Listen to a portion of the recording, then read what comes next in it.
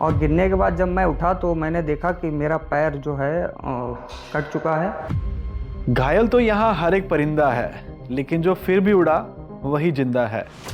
फिर उसके बाद सर एडमिट कराया हॉस्पिटल में, लगभग 1-1.5 महीने तक तो एडमिट रहा। कूला भी सर फ्रैक्चर हो गया था उस समय मेरा। परिस्थितियाँ कैसी भी हों वो हमें कभी नहीं रोक सकती। यदि हमारी मनोस्थिति खराब है तो फिर हम कभी आगे नहीं बढ़ सकते। जाते थे, कभी छाले बन जाते थे, कभी घाव बन जाते थे, फिर भी सर पढ़ना तो है ही। मन में एक चीज़ ठानी थी, करना तो यही करना है। ना ही थके हैं पाँव, ना ही हिम्मत हारी है। हमने देखे हैं कई सफ़र और आज संघर्ष जारी है। क्या बात है। घायल तो यहाँ हर एक परिंदा है, लेकिन जो फिर भी उड़ा वही जिंदा है। ये सुना तो आपने होगा, लेकिन इन लाइनों को प्रूव करने के लिए हमारे पास एक कैंडिडेट हैं जिन्होंने दिखाया कि परिस्थितियां कैसी भी हों, अगर आपकी मन स्थितियां स्ट्रॉन्ग है ना तो आप कुछ भी कर सकते हो। आज मिलवाने वाला हूं आपको एक ऐसे कैंडिडेट से जिसने ज़िंदगी के अंदर जिस तरह का स्ट्रगल देखा, जो उसने सब कुछ फेस किया, शायद वो सुन के मुझे ऐसा कि मेरे रोंगटे खड़े हो रहे थे यार कि कैसे किया। अब इस कहानी को सुनने के बाद अगर आपको लगे कि अगर ये बंदा कर सकता था ना तो आप तो कर ही जाएंगे, तो ये कहानी आपके सिलेक्शन के लिए एक नया मोड हो सकती है। तो स्टार्ट करते हैं। Ankit ji, welcome to agri coaching Chandigarh and thank you so much, आप उत्तर प्रदेश से चल के हमारे यहाँ पे आए। Thank you sir. Ankit ji, सबसे पहले तो आप हमारे व्यूवर्स को अपने बारे में थोड़ा बता दीजिए। सर मेरा नाम अंकित कुमार अग्निहोत्री है, मैं ज़िला शाहजहाँपुर से बिलोंग करता हूँ और अभी मेरा सिलेक्शन एग्रीकल्चर टेक्निकल असिस्टेंट के पद पे हुआ है। ओके, ठीक है। आप एग्रीकल्चर टेक्निकल असिस्टेंट के अंदर सेलेक्ट हुए हैं, ठीक है।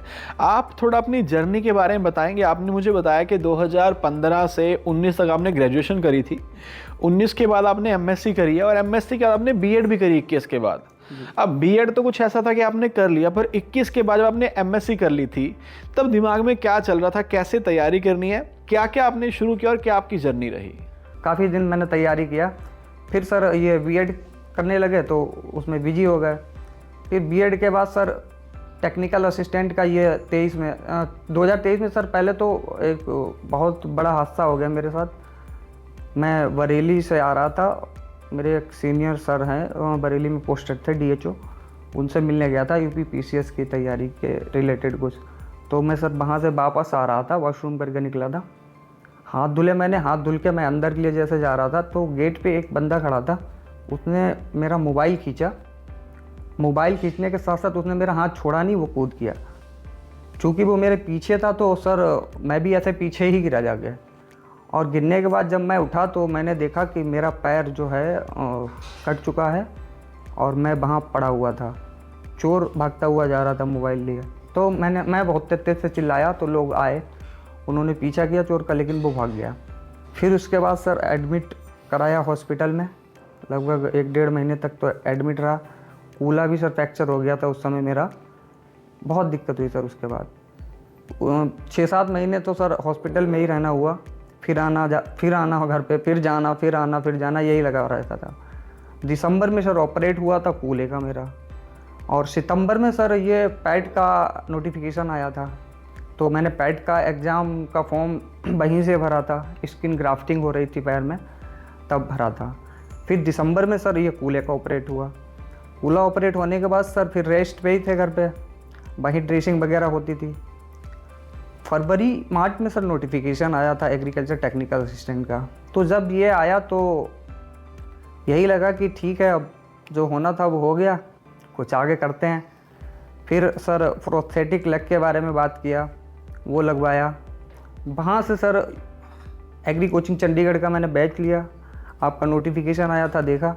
वहाँ से सर मेरे मन में लगा कि अब शांत नहीं बैठना है, कुछ ना कुछ तो करना है। वहीं से सर बैच लिया, वहाँ से मैंने स्टार्ट कर दी पढ़ाई करना। वहाँ से सर पढ़ाई करते करते चूँकि गर्मी आगे होने लगी थी, घर पे पढ़ाई भी नहीं हो पा रही थी। फिर उसके बाद सर थोड़ा जब सर्दियाँ होने लगी तब लाइब्रेरी ज्वाइन कर लिया मैंने। लाइब्रेरी जब ज्वाइन किया सर, तो चूँकि पैर लगा हुआ था नया, तो बहुत दिक्कत होती थी। जाते थे, कभी छाले बन जाते थे, कभी घाव बन जाते थे, फिर भी सर पढ़ना तो है ही। मन में एक चीज़ ठानी थी, करना तो यही करना है। कोई ऑप्शन दूसरा था नहीं। लगातार सर पढ़ता रहता था वहीं बैठा, 8-8 10-10 घंटे छाले बन जाते थे, तो विटाडिन वगैरह लगा के फिर भी पढ़ने जाते थे। कई बार सर ब्लड भी आ जाता था, बहुत ज़्यादा दिक्कत होती थी, घाव तो 2-3 दिन का गैप ले लेते थे, गैप लेके फिर जाते थे। बस यही था मन में कि करना है। अंकित एक बात पूछना चाहता हूँ यार, होता क्या है ना, मुझे आप जैसे भाई बहुत सारे मैसेज करते हैं। अक्सर मुझे ऐसे मैसेज मिलता है कि सर कल के टेस्ट में नंबर बहुत कम आए थे, अब मनोबल गिर गया है, लगता है मेरा सिलेक्शन नहीं होगा। या फिर जब आप ही का जो पिछला पेपर आया तब भी बहुत सारे लोगों ने बोला कि सर ज़िंदगी ख़त्म हो गई है। ये तो सिर्फ एक टेस्ट की बात थी, आपके साथ जो ज़िंदगी में हुआ, ट्रेन से गिरे, फ़ोन तो चलो कोई बड़ा नहीं था लेकिन पैर चला गया जो अपने आप में बहुत बड़ा हादसा था। उस टाइम पे वो क्या फील हुआ? क्योंकि उस टाइम पे क्या बुरा तो लगेगा, लेकिन उस सिचुएशन से बाहर आके फिर से ये करना कि अब मैं तैयारी करूंगा, तो कैसे खुद को मोटिवेट किया कि मेरे साथ इतना बड़ा हादसा हो गया लेकिन मुझे एग्ज़ाम क्वालिफाई करना है? दीपक सर एक बात कहते हैं हमेशा कि परिस्थितियां कैसी भी हों वो हमें कभी नहीं रोक सकती।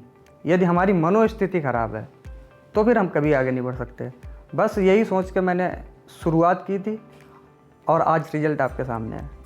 बाकी रिजल्ट की बात करिए, मैं आपको सभी को बताना चाहूँगा, जुलाई 2025 के अंदर जो UPAGT का पेपर हुआ था, UPAGT जो ग्रुप C की पोस्ट है, जिसका पेपर उतना डिफ़िकल्ट होना नहीं चाहिए था, लेकिन जितना मेरा एक्सपीरियंस कहता है वो काफ़ी डिफ़िकल्ट पेपर था। उस पेपर के अंदर अंकित को PH की कैटेगरी यानी कि फिजिकली हैंडीकैप की कैटेगरी के अंदर सिलेक्शन मिल जाता, बट अंकित ने हर उस क्वेश्चन मार्क का जवाब दिया। कट ऑफ फिजिकल हैंडीकैप की जितनी भी है फ़र्क नहीं पड़ता, अपनी कैटेगरी से बाहर आके उससे 10 से 12 नंबर एक्स्ट्रा लेके इसने क्वालिफाई किया है। UPAGT के अंदर इस बच्चे के 53.75 बोले आपने? जी सर, 53.75, मोटा मोटा कहूँ तो 54 मार्क्स है। मैं जेन्युइनली बता रहा हूँ, जनरल की UR की जो कट ऑफ है 55.5 मार्क्स है, एंड वो बहुत हाई कट ऑफ है। वो इसीलिए बिकॉज ये एग्ज़ाम जिस लेवल का था, 55-54 स्कोर करना बहुत बड़ा अचीवमेंट है। एंड मैं सब लोगों से पूछना चाहता हूँ कि अंकित अगर ऐसी सिचुएशन को फेस करके, बिकॉज जब इसने मुझे रिकॉर्डिंग से पहले कहानी बताई ना, तो बड़ा ही मुझे ऐसे हुआ यार कि बच्चे ने कितनी स्ट्रगल करी है। इसने छोटे रूप में आपको बता दिया है, पर इसने मुझे ये भी बताया कि इसने वो एग्जाम भी दिया। आपने मुझे पैट के लिए बताया था शायद, या किसके लिए, क्या बताया था आपने? कुर्सी से उठा के गए थे सर, पैट का एग्ज़ाम लगा हुआ था जुलाई में, वो सितंबर अक्टूबर के आसपास। तो चूँकि एक्सीडेंट थोड़े ही दिन पहले हुआ था तो ड्रेसिंग हो रही थी सर घर पे। मन तो कर रहा था कि नहीं जाऊँ देने, मगर सर फिर मैंने कहा चलो ठीक है दे आते हैं, अब जो हुआ सो हुआ, उसको अगर लिए बैठे रहेंगे तो ज़िंदगी में कुछ नहीं कर पाएंगे। तो मुझे कई 4-5 लोग उठा के लेके गाड़ी में गए एग्ज़ाम सेंटर पे। वहाँ पहुँचे सर तो वहाँ भी 4-5 लोग उठा के ही चेयर पे बैठाया जाके वहाँ एग्ज़ाम में। अजीब लगता था सर बहुत उस समय, वहाँ पे सर उठा के बैठाना और ये सब, मतलब सभी लोग देख रहे हैं आपकी तरफ और पैर आपका कटा हुआ है। बहुत समस्याएं सर हुई, मगर सर एग्ज़ाम तो देना ही था। वो एग्ज़ाम दिया सर, फिर उसके बाद टीए का। अंकित ने शुरुआत में बोला था कि दीपक सर ने एक बात कही तो परिस्थिति और मन स्थितियाँ बोली थी इसने। लाइन तो मेरी ही थी। मैं अक्सर लोगों को मोटिवेट करता हूँ, बट बहुत कम कहानियाँ मुझे मोटिवेट करती हैं। अंकित की एक कहानी मुझे मोटिवेट करी और मैं आप सब लोगों से एक बार के लिए पूछना चाहता हूँ, बिकॉज आपकी लाइफ में बहुत सारी प्रॉब्लम्स आई होंगी, हर किसी की लाइफ में प्रॉब्लम्स हैं। आप खुद से पूछ के देखिए, अगर आप अंकित की जगह पर होते, क्या आप पेपर देने जाते जहाँ पे पैर कट गया है, ड्रेसिंग हो रही है, कुर्सी पे बिठा के, कुर्सी को उठा के बच्चे एग्जाम देने के लिए जाया गया, सारी दुनिया देख रही है यार ये किस तरह से आ रहा है, ऐसी सिचुएशन के अंदर क्या आप एग्जाम देने जाते? शायद आपके अंदर से आवाज़ आ रही होगी नहीं। बस इसे ही कहते हैं मन स्थितियाँ, कि अंकित ने हार नहीं मानी, कि जो होना था वो तो हो गया। व्हाट ही सेड, मैंने कहा ना कि जो सक्सेसफुल लोग होते हैं ना, इनकी एक ही पहचान होती है, ये बड़ी बड़ी बातें ना यूं कह के निकल लेते हैं। तो व्हाट ही सेड कि जो हो गया वो तो हो गया, उसको कब तक लेके बैठा रहूँगा। एंड आपको पता है ना, आपका जब रिजल्ट आता है, 1 साल अगर सिलेक्शन ना हुआ, आप उसको कितना लेके बैठ रहे थे। बट अंकित ने प्रूव किया कि रुकना नहीं है, पैर कटा तो आगे बढ़ा, और आपके सामने स्कोर भी बहुत अच्छा है। एंड पहला ही पेपर था, मैंने पूछा इससे कि इससे पहले कोई और पेपर दिया था, ही सेड नहीं। पेट का एग्जाम जो बेसिकली एंट्रेंस टाइप ऑफ है बाकी एग्जाम देने के लिए, AGTA was his first exam, और पहले एग्जाम के अंदर सारे क्वेश्चन मार्क हटा दिए कि करके दिखाऊंगा, और बंदा सेलेक्ट हो गया, सामने बैठा है। और अगर ये मुझे मोटिवेट कर रही है ना स्टोरी, आपको मेहनत करने से रोक नहीं सकती है। बिकॉज मैं इस कहानी को आपके एग्ज़ाम से पहले पोस्ट करूंगा। वो लोग जो AGT की तैयारी कर रहे हैं, इस टाइम पे जो माहौल चल रहा है कि धांधली हुई है, कट ऑफ बहुत ज़्यादा चली गई है, आपके सामने बंदा क्या आपकी परिस्थितियाँ इससे भी ख़राब थी क्या? अगर नहीं ख़राब थी तो अपनी कमियों को पहचानिए, जो कमियाँ रह गई उनको दूर करिए, अपनी मन स्थितियाँ स्ट्रॉन्ग बनाइए और आगे बढ़िए। अंकित भाई, आपसे ये पूछ, जो मैंने अभी बात बोली ना कि क्योंकि ऐसा होता है, मुझे बहुत मैसेज मिलते हैं। अभी देखो ना, अभी रिजल्ट आया तो मुझे बहुत मैसेज मिल रहे हैं और बनता भी है। जिस बच्चे का 1 नंबर से सिलेक्शन नहीं हुआ तो दुखी तो वो होगा वो, लेकिन अब इस बच्चे को किस तरह से डिसाइड करना चाहिए और किस तरह से तैयारी करनी चाहिए? जिसने पिछला दिया था AGTA पर 1-2 नंबर से नहीं हुआ, तो कैसे खुद को आगे बढ़ाए? सर मैंने जो एग्ज़ाम में महसूस किया है कि सबसे पहले तो आप स्ट्रेटजी बनाएं। जैसे मैंने जब आपका बैच लिया था तो आपने बहुत मेहनत की थी और लगभग 2-3 दिन में आप एक वीडियो देते ही थे मोटिवेशन के लिए, और उसमें बताते थे कि ऐसे करना है। जैसे आपने प्रिंटेड टेस्ट दिए थे, उसमें भी आप बताते कि टेस्ट लगाइए, एनालिसिस करिए, देखिए कहाँ कमी रह गई है, लिखिए और उस पर फोकस करिए। तो मैं सर वही करता था कि सुबह सबसे पहले टेस्ट लगाता था, टेस्ट लगाने के बाद उसे देखता था पूरा, कहाँ कमजोरी है वो देखता था, फिर उसके बाद सर क्लास करनी होती थी तो क्लास करता था, वरना सब्जेक्ट वाइज अपना जो भी है स्टडी करता था। उसको लगाते लगाते फिर सर जब टेस्ट लगाते थे, एक दिन सर ऑनलाइन टेस्ट लगाते थे, एक दिन प्रिंटेड टेस्ट लगाते थे जब प्रिंटेड टेस्ट आ गए थे। इसके साथ साथ सर लास्ट में पिछली बार सर क्या हुआ कि नोट्स जो थे PDF रूप में थे। इस बार क्योंकि मैंने सर देखा है कई दोस्त मेरे ऐसे हैं जिन्होंने वो नोट्स निकलवाए ही नहीं हैं, लापरवाही इतनी कि नोट्स ही नहीं निकलवाए, एग्ज़ाम दे आए, तो रिजल्ट यही है कि उन लोगों का नहीं हो पाया। इस बार सर आपने बहुत अच्छा किया है, बुक्स अवेलेबल करा दी हैं, क्योंकि बच्चा लापरवाह हो गया था उसमें, और इसके लिए सर मुझे लगता है कि बहुत बच्चों को बहुत ज़्यादा फ़ायदा होगा। फिर इसके साथ साथ सर लास्ट एग्ज़ाम में जैसे कि एग्ज़ाम आया था, एग्ज़ाम सेंटर में आपको बैठ के सोचना है कि एग्ज़ाम कैसा आया है, उसको वहाँ कैसे डील करना है। एग्ज़ाम मैंने भी देखा तो मैं भी चक्कर में पड़ गया कि एग्ज़ाम तो टफ़ है पर करना तो है ही। तो सर पहले मैंने पहला राउंड किया तो उसमें 50 के आसपास क्वेश्चन मैंने किया। फिर मैंने सोचा 50 में तो सिलेक्शन होना नहीं है, क्योंकि इस बार बच्चों का सिलेक्शन इसीलिए रह गया, उन्होंने अटैम्प्ट कम किया सर। अटैम्प्ट कम करने में माइनस में गया, सिलेक्शन नहीं हो पाया। मैंने फिर सर 20 का क्वेश्चन सेकेंड राउंड में अटैम्प्ट किया, लास्ट में सर 8 क्वेश्चन और अटैम्प्ट किया लास्ट में, बिल्कुल 78 क्वेश्चन अटैम्प्ट किया मैंने, जिसमें मेरा 53.75 स्कोर बना था। और बाकी कम समय में अच्छे से तैयारी करने के लिए दीपक सर मोटिवेट करते ही रहते हैं, आपको स्ट्रेटजी बताते रहते हैं। मैंने तो सारी स्ट्रेटजी दीपक सर की फॉलो की थी वहाँ पे, जो सर सुबह बताते थे। 2 से 3 दिन में सर का ब्रह्मास्त्र की तरह वीडियो आता था एक, उसे ही फॉलो करता था। और स्पेशली तरीके से मैं बताऊं कि मैं वो वीडियो सर 2 से 3 बार देखता था कि सर क्या बता रहे हैं, एक एक बात पर ध्यान देता था, सेम वैसे ही फॉलो करता था। उसका रिजल्ट सर आपके सामने आज। आप जैसे छोटे भाइयों का प्यार है, ये ऐसे कह देना कि दीपक सर ने सिलेक्शन करवाया। सच कहूँ तो सिलेक्शन देखो सबसे पहले तो ये कि इस बच्चे को क्रेडिट जाता है, बिकॉज इसने ऐसी नेगेटिव सिचुएशन के अंदर भी खुद को पॉजिटिव रखा, और फिर इसके माता पिता जिन्होंने इसे इतना सपोर्ट किया।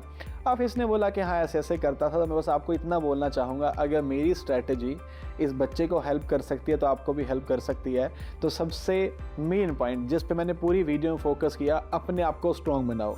छोटा सा डिस्ट्रैक्टर, छोटा सा टेस्ट के अंदर नंबर कमाना, ये आपको रोक नहीं सकते हैं। दूसरा, अपने आप को प्रोडक्टिव बनाओ। देखो कितनी अच्छी बात बताई। जब ये बोल रहा था ना कि मैंने मेरी माँ के नंबर से रजिस्टर किया हुआ था, मैं तब सोच रहा था कि जब 5 दिन के लिए अभी टेलीग्राम बंद हुआ था तो लाइफ में थोड़ा सुकून था, ज़्यादा टाइम मिल रहा था काम करने के लिए, क्योंकि टेलीग्राम में हो सकता है अच्छी चीज़ें आती है, बट अच्छी के साथ उतनी ही ख़राब चीज़ें भी आती है, टाइम वेस्ट करती है। तो टाइम को प्रोडक्टिव बनाइए, बिकॉज दुनिया में करोड़पति इंसान और एक वो जो रोडपति है जो सड़कों पे है, दोनों के पास समय 24 घंटे का ही है। तो एक एक वो बच्चा जो इस बार 54 मार्क्स लेके आया और वो जो 44 मार्क्स लेके आया, दोनों ही अच्छे बच्चे हैं, पढ़ने वाले हैं, बट दोनों ने क्या डिफरेंस किया, अपने टाइम की प्रोडक्टिविटी बढ़ाई कि नहीं, यहाँ पे डिपेंड करेगा। तो लास्ट 45 डेज के अंदर मैक्स टू मैक्स रिवीजन कीजिए, ज़्यादा से ज़्यादा रिवाइज करिए, पढ़िए मत, नया कुछ मत छेड़िए, अपने आप को डिस्ट्रैक्ट मत होने दीजिए। टेस्ट, उसने बोला कि मैं टेस्ट अटेम्प्ट करता था, एनालिसिस करता था। अब अगर अंकित को इस स्ट्रैटेजी ने हेल्प किया तो आपकी हेल्प भी सेम स्ट्रैटेजी से हो सकती है। थैंक यू सो मच अंकित भाई, बहुत अच्छा लगा आपसे मिलके। और आपकी स्टोरी, शायद आपने तो इतना संघर्ष किया, पर ये जो 10 से 15 मिनट का वीडियो है ना, ये फ्यूल डाल देगा। आपने क्या बोला था कि हर 3 दिन बाद वीडियो आ जाता था, तो मुझे ये लगता है कि ये वाला ब्रह्मास्त्र होगा कि 30 दिन बाद ही आ रहा होगा चाहे, बट बहुत सारे लोग आपको देख के मोटिवेट होंगे कि अंकित ने अगर इस एग्जाम को क्वालिफाई किया है तो वो भी कर सकते हैं। बिकॉज बहुत सारे कमेंट्स इस टाइम पे आ रहे हैं कि सिस्टम से भरोसा उठ गया है, अब तो कट ऑफ 70 नंबर भी जा सकती है, तो शायद उनको विश्वास होगा कि अंकित कर सकता है, तो आप भी डेफिनेटली कर सकते हैं। थैंक यू सो मच अंकित भाई। कुछ और आप कहना चाहें हमारे व्यूअर्स को तो लास्ट में एक मैसेज दे दीजिए। सर यही कहना चाहूँगा कि ना ही थके हैं पाँव, ना ही हिम्मत हारी है। हमने देखे हैं कई सफ़र और आज भी संघर्ष जारी है। क्या बात है, क्या बात संघर्ष है। चलता रहेगा सर, जिंदगी भी चलती रहेगी, संघर्ष भी चलता रहेगा। मेहनत करते रहिए, मेहनत का कोई विकल्प दूसरा है ही नहीं। Okay Ankit ji, thank you so much and we wish you all the best for your future. Thank you sir, thank you so much.